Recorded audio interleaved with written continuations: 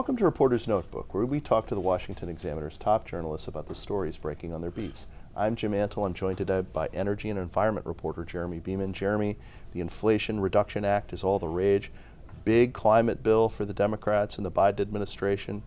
Oil and gas companies and industry-aligned groups have taken some positions on it. Where do they basically stand? This is the oil and gas leasing provisions in there really the shadow of Manchin. Sure. Of course, as everyone knows, Manchin has been central to this whole process of negotiating this bill down from the hoss it was at the beginning to what it is now, which is still hoss, really, in many ways.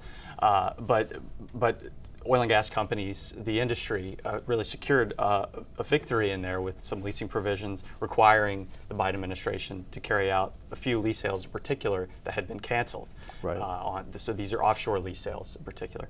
And so it's a bill that most industry groups, oil and gas industry groups, have come out against for all of the other many provisions in it. But it's something that many of them have appreciated and sort of are looking forward to as a way to potentially get more certainty from the Biden administration. The language is very explicit in the bill that the Interior Department must carry out these sales by a specific date. And so there's already existing law that requires the Interior Department to hold oil and gas lease sales.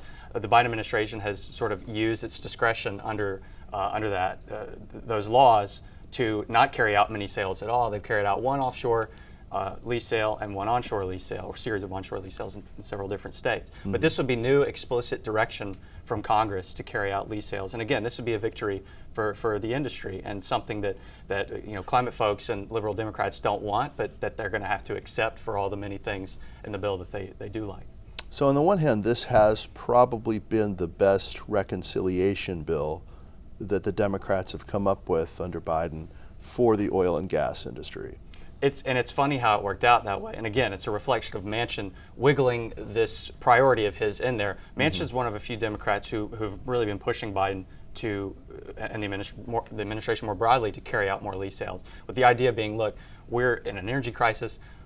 Oil and gasoline prices have been very high, natural gas prices too. And for the next few years, for the prospective future, we need more of this resource, and we need to produce more of it here, so that we're not relying on the global market as much, and that we can contribute to sort of pulling prices down globally by exporting our product. And yes, it is sort of one of the ironies of the moment, which is this is maybe the biggest legislative win that oil and gas industry has gotten this Congress, and it comes in the form of a climate bill. Right. Well, exactly. So having said that, this bill is a climate bill, and among progressive groups and groups on the left, there are wins for environmental and green groups in there that maybe did not happen for some other constituencies on the left and in the Democratic Party that had hoped to benefit from previous larger iterations of this bill. Well, and I think because in some ways this issue has, and the approach that the Democrats took to, it's mostly carrots, tax credits, billions and billions in tax credits, and a lot of grants for electric school buses and various programs that in other bills, even in the bipartisan infrastructure bill that passed last year, got 16 Republican votes in the Senate, I believe.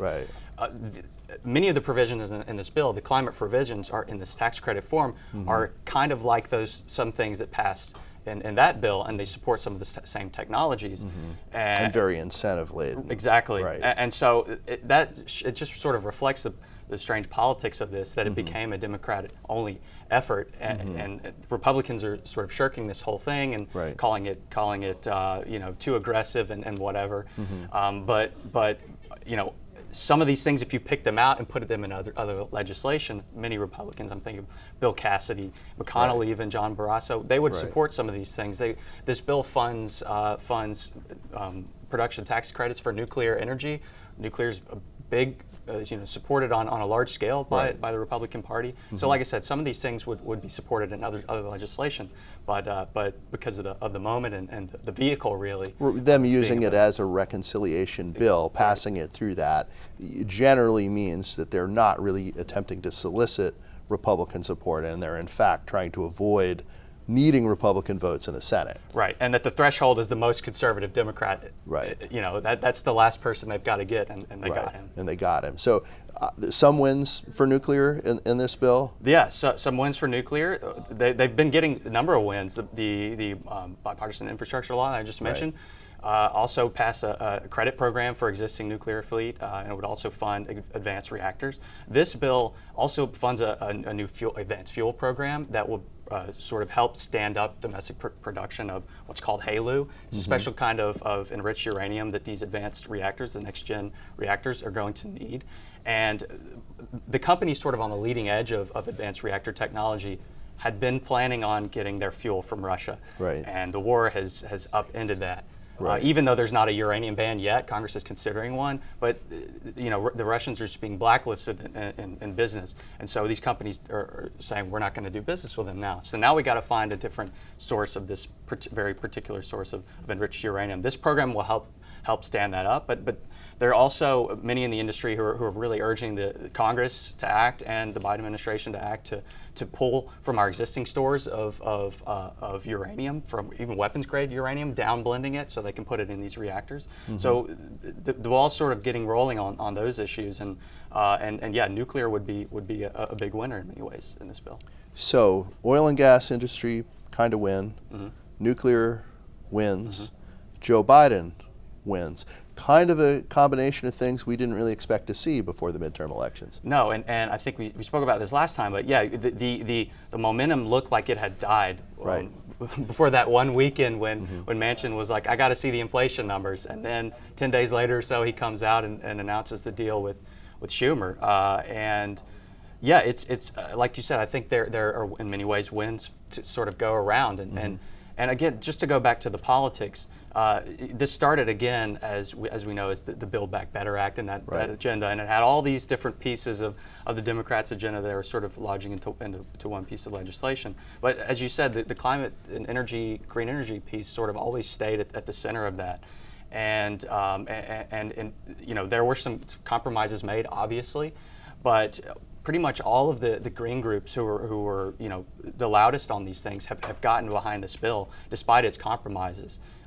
Some are saying that it's just a start, but they're accepting the compromises for what it is. So finally, the phenomenon that really contributed to the upending of the Biden energy and green agenda, high gas prices, still high, but we're seeing some movement in that area. Yeah, the most recent numbers show that the national average is below $4. Hasn't been in that territory since like February, you know, late February, early March, since right around when the war was starting. Yeah, the Biden administration is leading with this every day, and they're reminding everyone that prices are falling, and it's great. It's great for everyone. You and me, anyone who buys things and wants to move around. I think, you know, it'll be interesting to see what happens months from now, because there are still sort of things playing out on the global stage that could send prices back up, especially related to the war. You know, the Europeans have an oil embargo that's coming into play in winter.